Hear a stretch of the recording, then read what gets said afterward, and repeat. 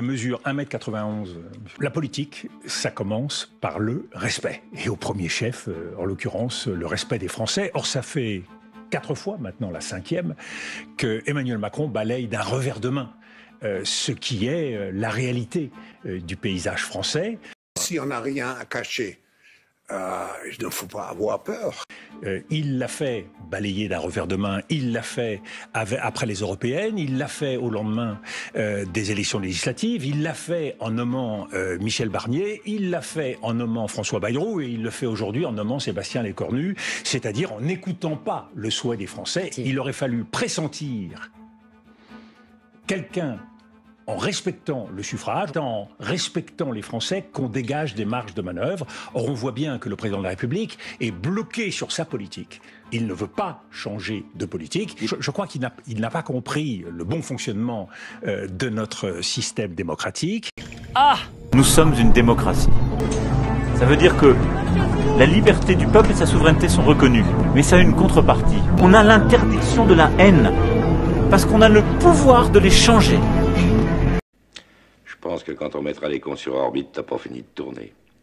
Et surtout, c'est un homme qui s'entête. Il ne veut pas avoir tort, il ne veut pas se désavouer, et donc il ne veut pas amender la politique qui est la sienne. Et c'est toute la difficulté, à nouveau, devant laquelle se retrouve Sébastien Lecornu. Donc, le président de la République devrait écouter les Français, et à partir de là, comprendre qu'on attend de lui une ouverture politique. Et ça, je crois que c'est quelque chose qu'il ne fait pas. Ce que je crois aujourd'hui, c'est qu'il faut réapprendre à être une démocratie, une république. Ah!